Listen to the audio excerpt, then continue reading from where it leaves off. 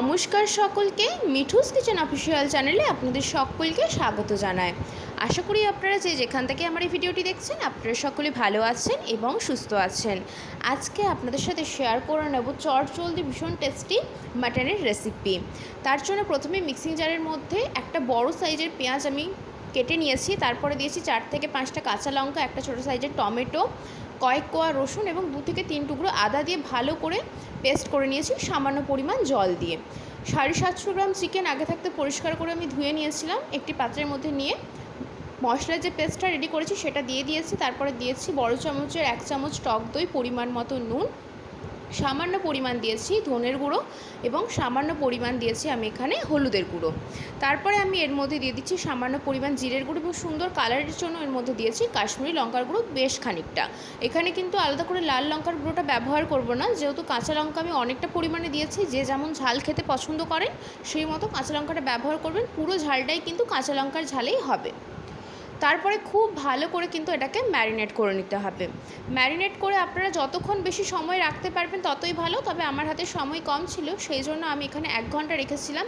Overnight রাখতে পারলে খুবই ভালো, না হলে মিনিমাম 1 ঘন্টা রাখার চেষ্টা করবেন।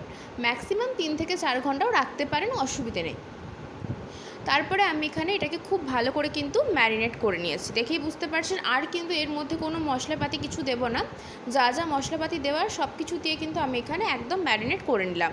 আর পেঁয়াজটা আমি পরে তেলের মধ্যে আরও বেশি পরিমাণে দেবো বলে এখানে পেঁয়াজটা পেস্ট কম পরিমাণে আমি দিয়েছি। কড়াইয়ের মধ্যে বেশ খানিকটা পরিমাণ সর্ষের তেল গরম করে নিয়েছি। তেলটা গরম হয়ে আসলে এর মধ্যে দিয়েছি 2টো তেজপাতা, লবঙ্গ, এলাচ, দারচিনি। ফোড়নটা একটু ভাজা ভাজা হয়ে আসলে এর মধ্যে দিয়ে দিয়েছি আমি মাঝারি সাইজের 5টা পেঁয়াজ কুচিয়ে নিয়েছি। সেই পেঁয়াজটা আমি এর মধ্যে দিয়ে দিয়েছি। যেহেতু আগেই বলেছি একটা পেঁয়াজ আমি পেস্ট করে ব্যবহার করেছি আদা, রসুন, কাঁচা লঙ্কার সাথে, তার জন্য এখানে আমি পেঁয়াজের পরিমাণটা বাড়িয়ে দিয়েছি। খুব ভালো করে পেঁয়াজটাকে একটু নাড়াচাড়া করে ভেজে নিতে হবে। আর চিকেন বলুন বা মাটন বলুন, পেঁয়াজটার একটু পরিমাণটা যদি বাড়িয়ে দেওয়া যায় টেস্টটা কিন্তু খুব ভালো আসে। আর পেঁয়াজটা খুব ভালো করে ভাজতে হবে যতক্ষণ না অবধি পেঁয়াজের কালারটা একদম চেঞ্জ হয়ে যাচ্ছে।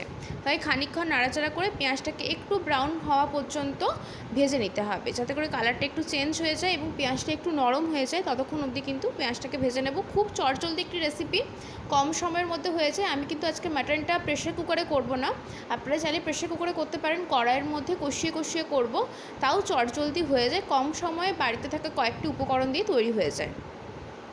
পেঁয়াজ ভাজার সময় আমি এখানে পরিমাণ মতো নুন দিয়েছি। নুনটা একটু বুঝে শুনে দেবেন, যেহেতু মাটনটা ম্যারিনেট করার সময় আমি নুন দিয়েছিলাম, সেই ক্ষেত্রে পেঁয়াজ ভাজার সময় নুনটা একটু বুঝে দিতে হবে। আর পেঁয়াজ ভাজার সময় নুনটা দিয়ে দেওয়ার একটাই কারণ, পেঁয়াজটা তাড়াতাড়ি নরম হয়ে যাবে, ভাজাটাও তাড়াতাড়ি হবে, সেই জন্য এই পর্যায়ে আমি নুনটা দিয়ে দিয়েছি। পেঁয়াজটার কালারটা দেখে আশা করি বুঝতে পারছেন অনেকটা কালারটা চেঞ্জ হয়ে গিয়েছে, ব্রাউন কালার হয়ে গিয়েছে। ঠিক এই পর্যায়ে কিন্তু আমি এখানে এর মধ্যে যা যা বাকি জিনিসগুলো দেওয়ার সেগুলো কিন্তু এক এক করে দিয়ে দেবো।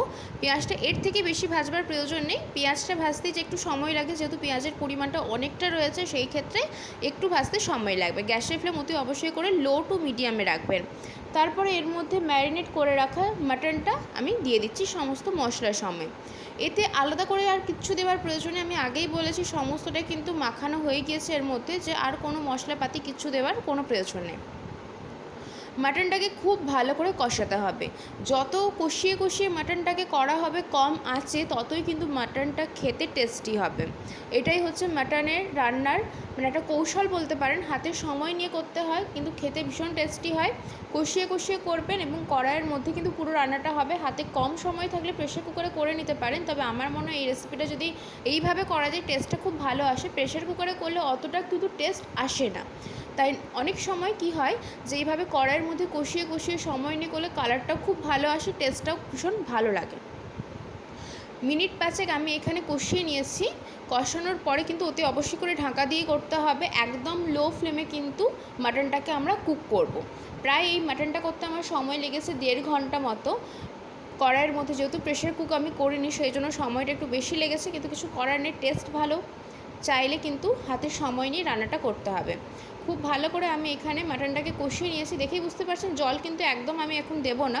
যতক্ষণ অবধি মাটনটা খুব ভালো করে কষানো হচ্ছে এবং মশলাগুলো যা যা রয়েছে এর মধ্যে সেগুলোও কিন্তু ভালো করে ভাজা হবে, যেহেতু আদা, পেঁয়াজ, রসুন এইগুলোর কিন্তু কাঁচা গন্ধ থাকে, তাই মাটনের সাথে কষাতে কষাতেই এগুলোরও কিন্তু কাঁচা গন্ধটা চলে যাবে।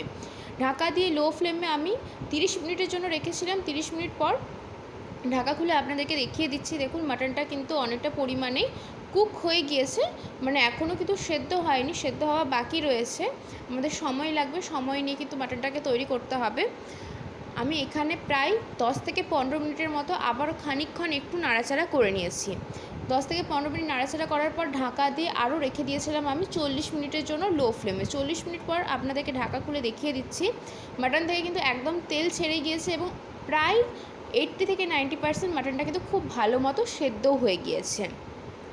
ঠিক এই পর্যায়ে আরও একবার ভালো করে কষিয়ে নিচ্ছি। যত ভালো করে কষানো হবে সময় নিয়ে ততই কিন্তু টেস্ট হবে মাটনটা খেতে।